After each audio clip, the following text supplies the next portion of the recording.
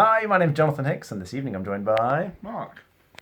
Steve. And we've just finished playing ReFloristation, which is a game about trying to get flowers to complete orders, essentially. So you can see there are a bunch of order cards at the top here, and different order cards require different sorts of things. So this needs roses and gerberas and carnations. Some of them require colours, though. You see this one needs yellow cards, orange cards, and pink cards here with the quantities. So you don't really care what kind of flower it is in that case, it's just the colour that matters. You're acquiring cards from this sort of area here. So on your turn, typically, you could take an order maybe from here, or you could take a couple of flowers. It works a little bit like Ticket to Ride. So these wildflowers can be any colour or any kind of flower. So they're great, but if you take one of those, you only get one of them. So I could take maybe this red one and this white one over here, or you can pick blind from the top here. But you're trying to complete orders. So if I have a quick look at the orders, so this one requires orchids and gerberas. Let's see what I've got in my hands. So I've got a gerbera here, and in fact earlier on one action you can do is you can plant flowers, and I'll show you how to use this in a second. So for my first action I'm going to take this red gerbera and I'm going to take a blind one off the top and hope for something nice, maybe a bit wild. Okay, so that's kind of my first action. We just go around taking one action. That's the morning, and then for the afternoon you get your second action. So now I'm going to try and complete an order.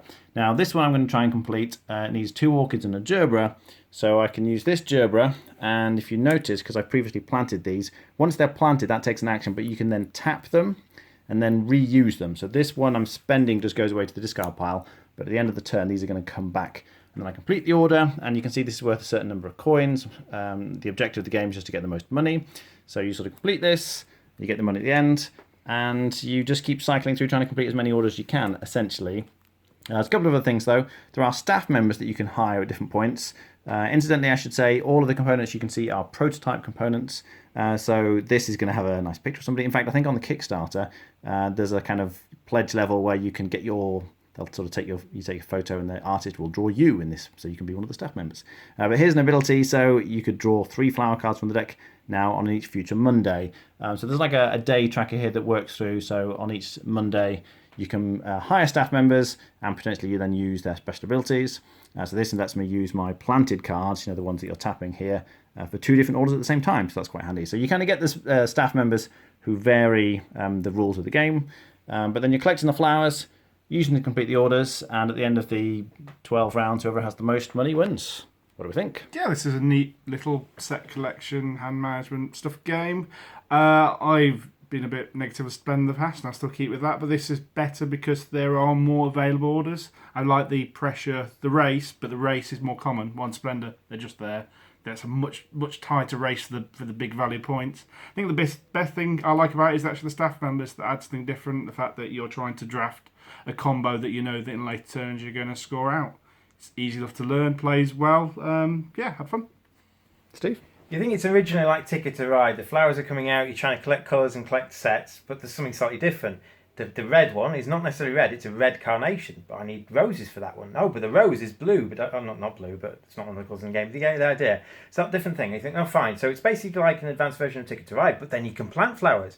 Oh, well, those flowers can be used as permanent discounts for future. Well, then it's a bit like Splendor. But then you've got staff cards, and the staff cards can be coming out each round, and you can tailor your game. So I'm a bit like Mark. The staff cards kind of elevate this game for me because the staff cards, you draft them at the very start, you're looking for maybe 2 staff or 3 staff that work well together, and they dictate effectively how you're going to go down. Are you going to plant lots of different colours because you've got a staff member that gives you bonus points for doing so? Are you going to try and collect wildflowers, because whenever you use an order with wildflowers in, this staff member gives you bits and bobs too, and kind of doing that at the start of every game means every game of this is going to feel different for me. Okay.